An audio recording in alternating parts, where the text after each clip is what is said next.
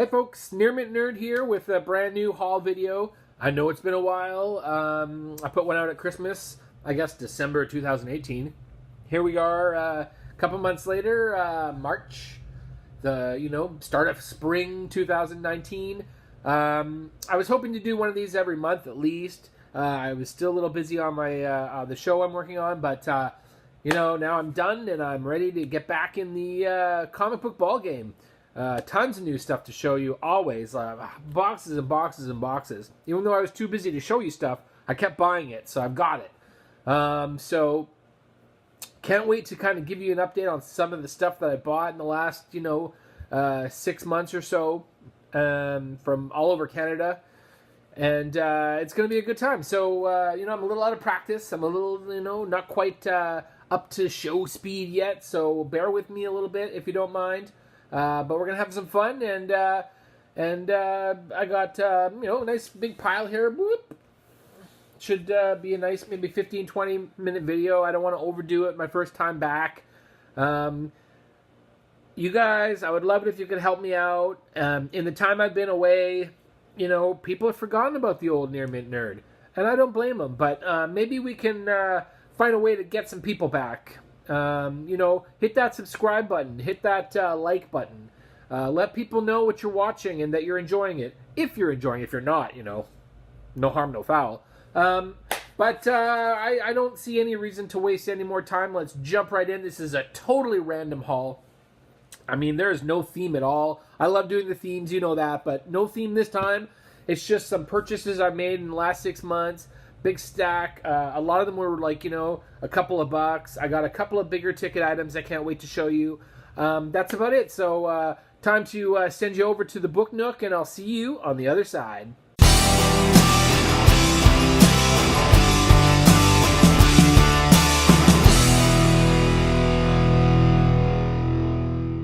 Hey gang, so here we go. I'm going to jump right in because as the other Near Mint Nerd from the past told you, we're going to just have a kind of a random vibe today.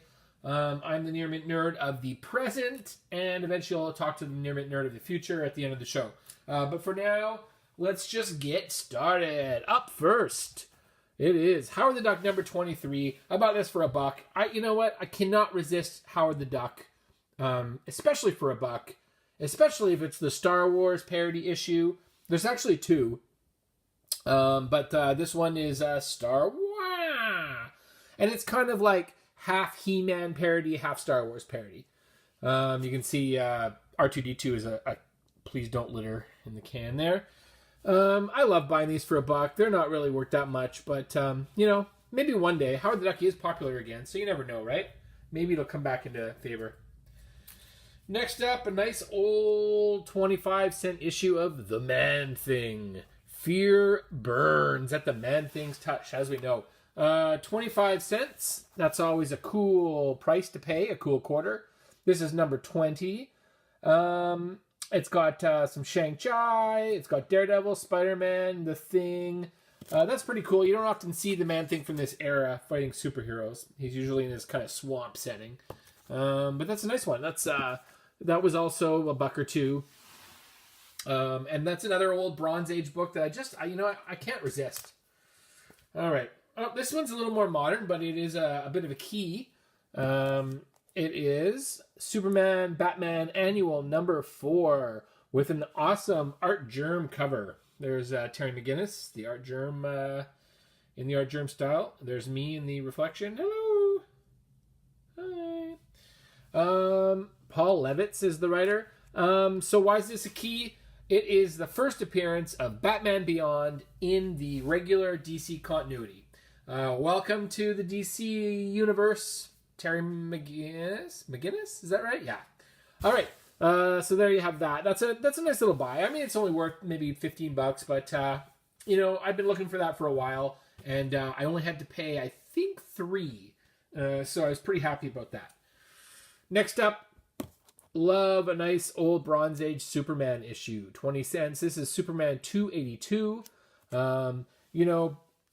These old Superman covers, there's a lot of them where he's like hurting civilians or beating up other heroes. I don't know why, but that's one of the things he used to do a lot. Superman's gone mad. Instead of arresting me, he's killing me.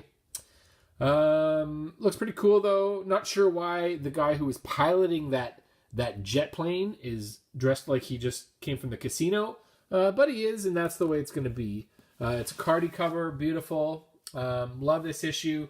Again, did not pay much for these. I love, I never buy these, online or anything, or for, a lot of people sell them for $15, $20, because I always seem to be able to find them, no problem, for a couple of bucks, tucked away in some yellowing bag that makes it look like it's in bad condition, and then you open it up and it's actually, this is gorgeous. I would say, I'm not seeing the back, but I would say this is at least a 7. For a nice Bronze Age, that's awesome. I got a nice little Bronze Age, maybe just the end of the Bronze Age here. Wonder Woman. This is number 286. A newsstand issue, 60-cent cover price. So not a Canadian newsstand. What else can I say about this one? So this was just before, the big reboot, the big Crisis on Infinite Earths came through, and a lot of the titles went back to number 1. Wonder Woman got that great George Perez run, but this was kind of near the end of that, I think. And it had a backup feature, which was The Huntress. Another action-packed epic starring The Huntress. That one I paid $1 for. Great little cover. Really enjoy that one. All right, let's pull these down because I think the next few I see are all kind of... Oh, well, here, I'll show this one because I already showed one other one. So I picked up another Superman, same kind of condition. This is Superman number 274. As Superman breaks the fourth wall to chat right to you, the reader. Help me, I can't hang on much longer. Save me being pulled through the earth, or you will be next. So we get to see Superman, what he would look like if elongated man or plastic man wore a Superman costume. It would look something like that. Ooh, a full-length super novel. Yeah, like 20 pages is a full-length novel.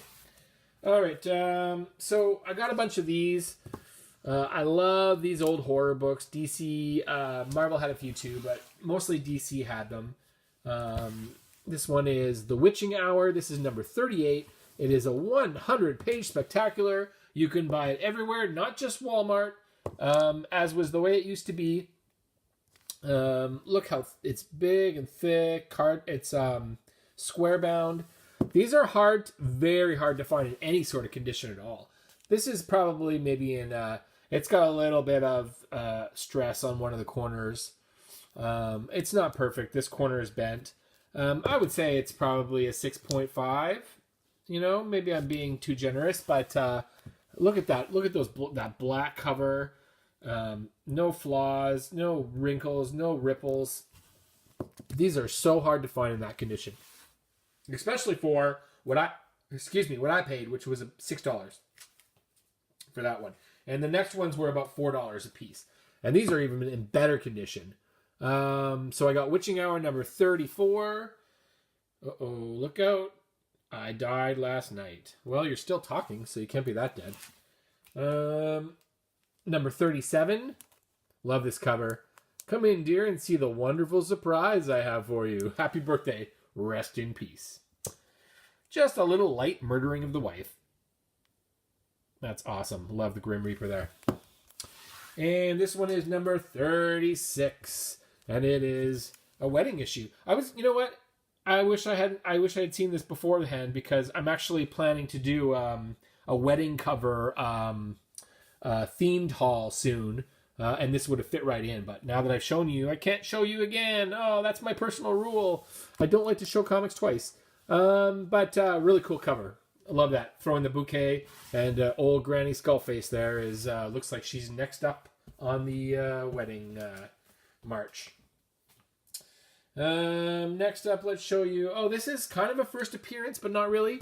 It is West Coast Avengers, number 46, newsstand. Pretty cool. Great Lakes Avengers Assemble. So this is the first appearance of the Great Lakes Avengers. It's not first appearance of all these characters, I think some of them have appeared in other forms before, but this is the first time they've teamed up together. And it's, let's see if I can even name any of them. Flatman, of course. Is that Doorman? I can't even remember. And this is Dinosaur. This is Mr. Immortal. And is her name Big Bertha? Is that right? Anyways, great team. They're kind of a comedy team. This is kind of a grounded version of Guardians of the Galaxy in a way. They're all kind of slightly funny characters.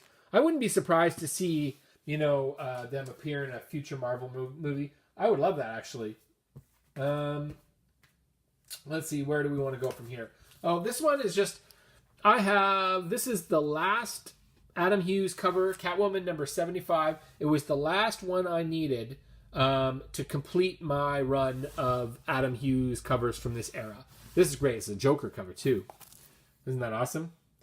So I have all of them. I have the whole run now. I was missing 75. Stumbled across it in a garage sale of all places for $1. So super thrilled about that. It's not one of the ones that's like, worth much, but really cool cover. Probably like a $5-10 book. I got Showcase number 62 with the Inferior 5. So it's a nice little Silver Age book. Not the best of condition. You can see the spine is a little messed up. Pretty good, though, for Silver Age. Joe Orlando cover. Another one of those funny books. They got their own 5-issue series a little after this, but nothing too special here. It was only $1, and that's all it would probably have been worth, even though it's Silver Age, because it is not in super great condition. Another 12-center that is in much better condition and probably worth a little bit more is Teen Titans number 20. Titans fit the Battle of Jericho. What does that even mean? Titans fit the Battle of Jericho? Do you think that's a typo? Fit the Battle of Jericho. Like, was that supposed to say something else? Titans fit the Battle of Jericho. I don't know.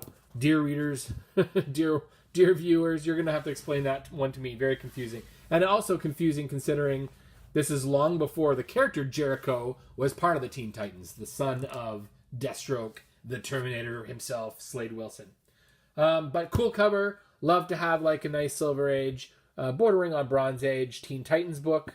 And, that one was a couple bucks only. Really kind of lucked out with that. Here is a issue of Crazy. Now so 20 cents. This is obviously a humor book in the vein of What the. This was actually spun off into a magazine form that ran for quite a few issues. That was kind of competing with Mad Magazine. There was basically two titles. There was Mad Magazine, Cracked Magazine, and then Crazy hit the market. And Crazy had this character, Four Bushman, as their mascot. And eventually they changed their mascot to Obnoxio the Clown. Do you remember that issue of the X-Men where he's, Obnoxio the Clown is, holding a character in his arms? Is it Phoenix, maybe? I can't remember. Well, that character eventually was kind of the gross character that was the cover of Crazy magazine. And some of the strips that they had in there, some of the regular features was Teen Hulk. Teen Hulk was awesome. It was the equivalent of the old Marvel ad with the kicking sand in your face, the Tony Atlas ads, where every issue someone would just beat the crap out of Teen Hulk and just humiliate him until finally he couldn't take it anymore and he turned into Teen Hulk and he would just destroy them. A lot of the stuff was, if I remember correctly, written by Jim Owsley, who you guys will now know much better as Christopher Priest from Black Panther fame, as well as many other great comics over the years. Okay, so next up, Giant Size Fantastic Four, number 4. So this was before there were annuals. There was Giant Size. So this really is Fantastic Four annual, I think. And I believe this might be the first appearance of Madrix the Multiple Man. Correct me if I'm wrong, but I believe this is his first appearance.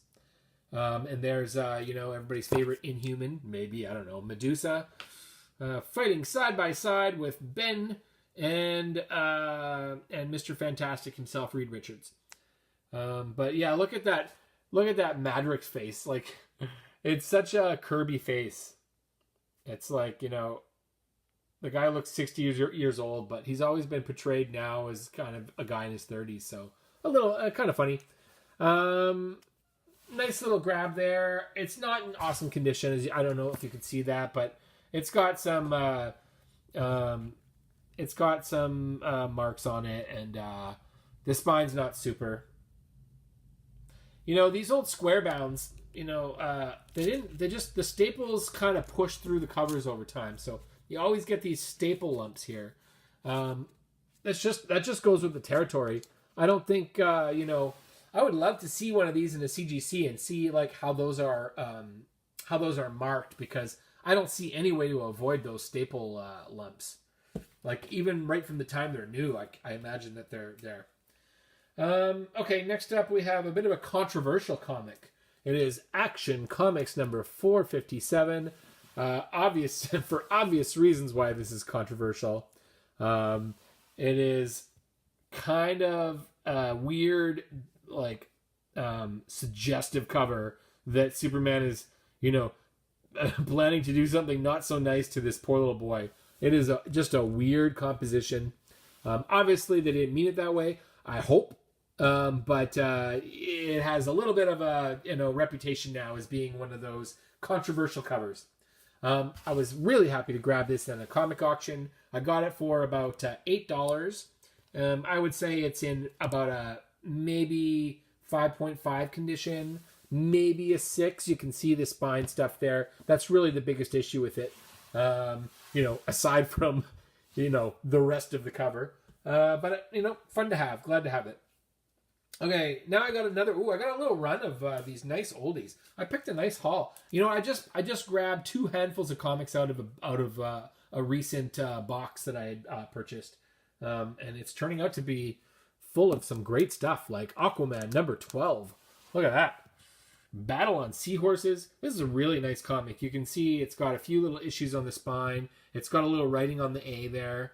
But for a Silver Age comic that I paid, I think, $3 for, I'm not going to complain. It's got a little bit, I don't know if you can see here where my thumb is, a little bit of not a tear, but some stress there. But other than that, great cover, great colors. I'm actually looking forward to reading that one. I don't think I've ever read that one.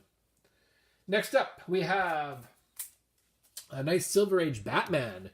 What a war! The Penguin and his weapon umbrella army against Batman and Robin. This is a beautiful issue. Really nice. Got a little bit of a corner flub there. A little bit, but other than that, man, oh man. Look at that. Silver Age Batman goodness. I just love this. It could be whiter. It's a little bit, the inside's bleeding through just a little bit. But man, what a great cover. What a great penguin. Just love it.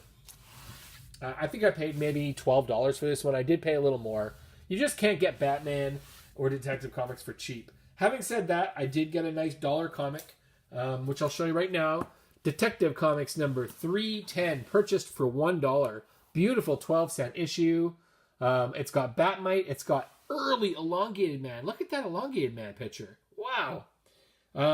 But it's a mess. It's, if anything, yes, the cover is all intact. It is actually not bad in that department, but it's dirty. The spine's a little bit yucky. There's some warping. There's, the corner's a little messed up. I'd say it's still like, maybe a 4. But for $1, like, all day long, I'll grab that. Elongated Man is weirdly one of my all-time favorite characters. I know, don't laugh at me, but for whatever reason, Elongated Man, I think it was because of the Giffen de Mateus run on Justice League Europe that I read when I was quite young, that I really fell in love with that team, which was The Flash, Elongated Man, Metamorpho, Animal Man for the first few issues. Who else was on that team? Creeper, maybe no. He was in a few issues, but I don't think he was on the team. Anyways, love that. Just love that run. One of my all-time favorite runs. Justice League International is another one of my favorite runs from the same period. So yeah, Ralph Dibny, big fan. Wish he was around more. Wish he did more. But I'll always have my memories, right? Just checking the time here because I do have to wrap this up in about 5 minutes. So let's see what we got here that I can show you. That's, you know. Oh, I've always wanted this one. I've read it when I was young. Never really found a copy that I liked. You know, they were always too expensive, or I couldn't find one that was in the best condition. Finally got one for $8. That is, I would say, you know, I can't see anything wrong with it. Probably near mint. 9.2 at the very least, maybe more. I love this issue. I'm going to give you a spoiler now, so you might want to skip ahead just a hair. But starting now and in about 10 seconds, come on back. I'll count it down right here, maybe, if I remember. I probably won't, but let's see if I can count it down.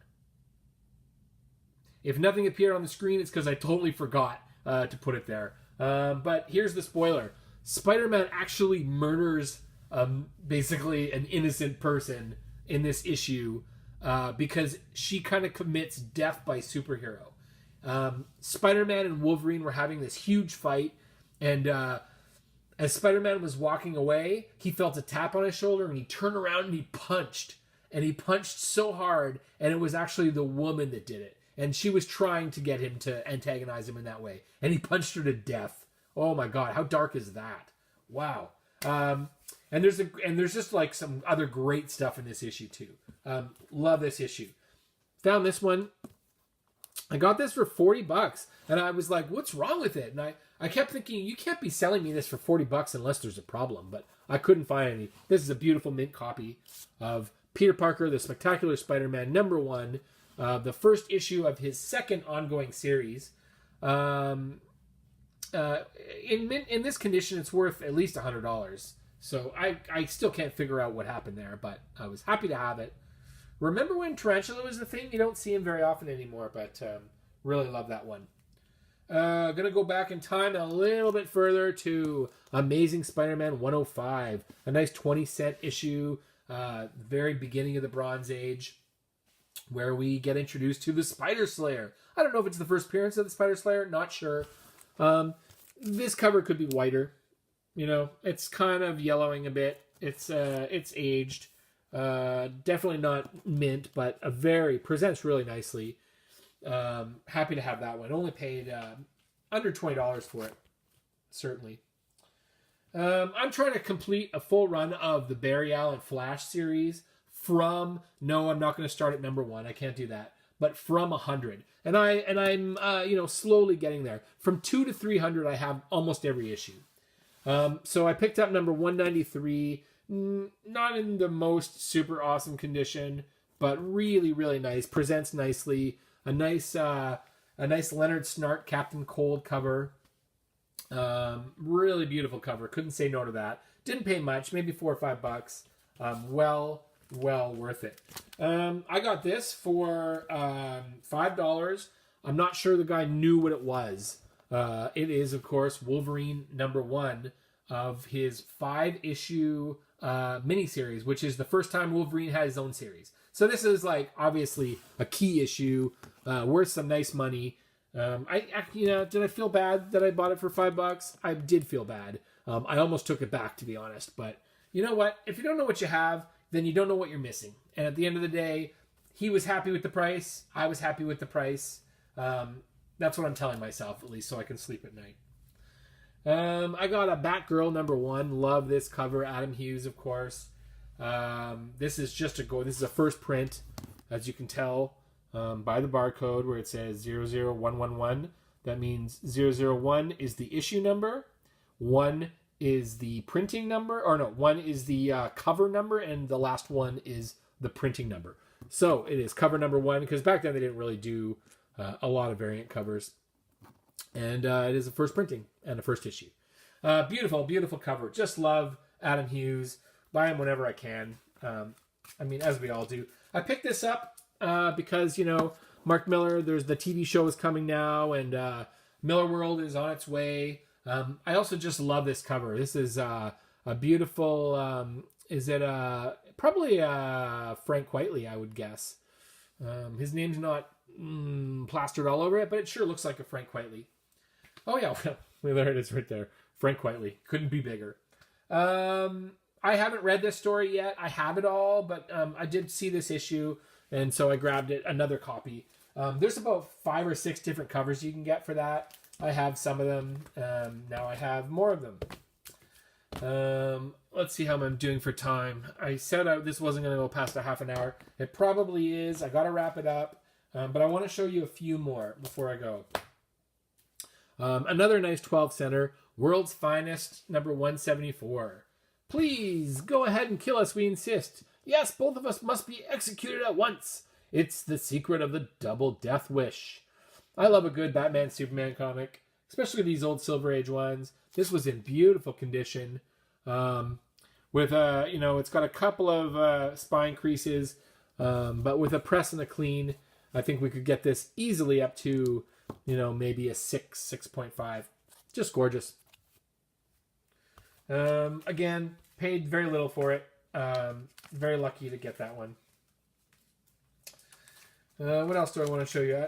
I've kind of turned this into showing you a lot of 12 centers just because I have them handy, so why not?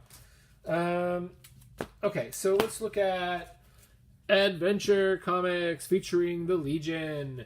Another 12 center. This is Adventure Comics number 361, featuring the villains who never lose, the Unkillables. Not much to say about that, other than it was $1 and I couldn't leave it there, so I grabbed it. Also got this for $1. This is Showcase Presents G.I. Joe. This is the first appearance of G.I. Joe in the comics. I found something on the web about his... I somehow activated my Siri there. That was weird. This is not in great condition. I have one that's in actually better condition than this. This is probably a 3.5 maybe. I probably have a 5. But for $1, I just couldn't leave it there. Could you? Could you? Of course you couldn't. And why don't we wrap up this with one more Silver Age. Our Army at War, number 153, Easy's Last Stand.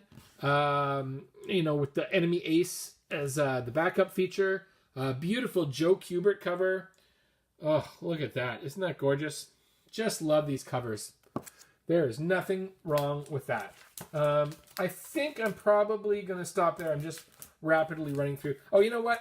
I've got 2 more. Let's end it with... so I've got Spectre number 1 for $1. And why was it $1? Because it is just trashed. It is like a reader copy at best. Covers, you know, the cover, it's stapled. The cover's all in one piece, but that's the best thing you can say about it. But it is a number 1. It's not, obviously it's not the Spectre's first appearance, but it is the first appearance in his own magazine, as it states on the cover. And I just absolutely love this cover. Couldn't say no to it. I usually, you know, I'm kind of a snob. I usually don't buy comics unless they are in mint condition. That's not true, especially for Silver Age. I don't, you know, I tend to try to buy them when they're 6s and ups. Below 6, then it just means I'm looking for another version so that I can upgrade. And I don't like to upgrade. So, but I couldn't say no to Spectre number 1. I'm sure you can understand. I picked this up, Journey into Unknown Worlds. I can't find this comic anywhere because this is the Canadian edition. You see there where my thumb is? Canadian edition. 10 cents. Unknown Worlds, Journey into Unknown Worlds. It's got one major flaw. It looks like some rats got at this and chewed up the cover there. That's it. Other than that, this would be like easily a 7.5. This is a gorgeous, number 39. Gorgeous book, except for that terrible cover damage there. But man, 10-cent issue. We're talking like probably end of the golden age. Great comic. I actually flipped through this one. It was really intriguing, but I cannot find this cover anywhere. I can only find Journey into Unknown Worlds, number 39, with the regular US cover. So if anyone knows about this one and has any information, please let me know. I can't find it in the guides. I can't find it online.